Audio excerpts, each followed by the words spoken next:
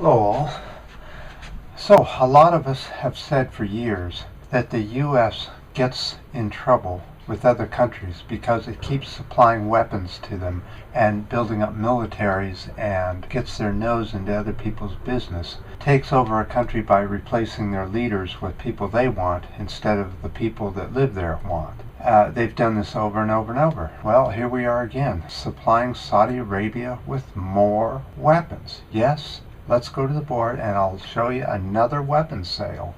Okay, so the weapons sale will go to Saudi Arabia. It'll be $1.3 billion worth of nothing but bombs. 22,000 bombs. Here's a sample of what they're going to be getting, but they're all kinds of high advanced smart bomb type technology. Also Patriot missiles and 1,000 pound smart bombs. Unbelievable. So here we are giving advanced weaponry to Saudi Arabia in a location that absolutely doesn't need it. But according to the U.S. sale, it's being done because Saudi Arabia they need to bomb Yemen and Syria, which means that the U.S. is supplying all the weaponry for this.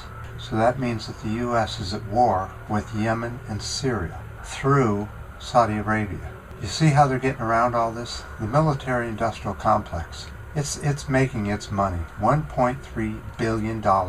And this is on fast track. The U.S. Congress has put through fast track for Obama to sell weapons. And that's not all. Let's go back over the board. So just last October, the U.S. sold $11 billion worth of naval ships, warships, that were made in Lockheed Martin, Marietta, here in the U.S., and sold to Saudi Arabia. Along with the warships, they also gave weapons training and logistics support in Yemen and Syria. See, that means that the U.S. is in war with Yemen and Syria in a quasi kind of way. In the past, we've put presidents, we've impeached them or tried to impeach them in the past for doing this kind of stuff. Now the Congress gives them fast track to do this kind of stuff and just dig ourselves in deeper and deeper. The military-industrial complex, a lot of it is right here in the U.S. and that's why the U.S. is so determined to have war going all the time, because it makes a lot of money. Otherwise, without all this money coming in, I can't imagine what the deficit and total debt would be here in the U.S. But there's a cost to all this weaponry sales. I'm going to show you. Let's go over to the board. So the UN, which is basically the U.S. with a few other countries involved, but very small, it's mostly the U.S., has estimated that since the start of these conflicts in Yemen and Syria, that 2,355 civilians have been killed. Now come on, we know that there's far more than that. All this ammunition, all these weapons, all this training that the U.S. is pumping out as fast as they can through the fast track that Congress gave to him. This is unbelievable. This guy got a Nobel Peace Prize and he is just throwing as much gasoline on this fire as he can, and nobody is concerned. What do you see when you're out and about?